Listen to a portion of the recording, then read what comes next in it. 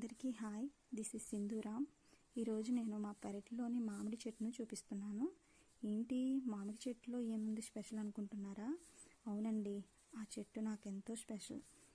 ఆ మామిడి చెట్టు మా నాన్నగారి జ్ఞాపకం. ఇప్పుడు ఆయన లేరు.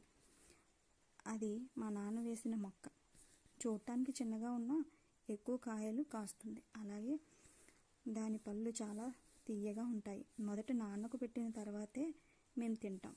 అంతేకాదండి, ఆ మామిడి పళ్ళు సీజన్ అయిపోయిన తర్వాత కూడా చెట్టుకు కాయలు పళ్ళు అలానే ఉంటాయి. చెట్టుపైనే ఉండి పండుతున్న పళ్ళను కోసి తినటం నాకు చాలా ఇష్టం. అలాగే కొన్ని పళ్ళను పక్షుల కోసం చెట్టుపైనే వదిలేస్తాం. అలాగే చుట్టుపక్కల వాళ్ళకు కూడా ఆ మామిడి పళ్ళను ఇస్తూ ఉంటాను.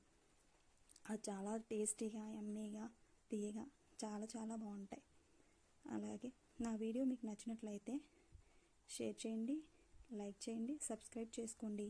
మీకు ఇలాంటి జ్ఞాపకాలు ఉన్నాయా? అయితే కామెంట్ చేసేయండి. Thank you so much.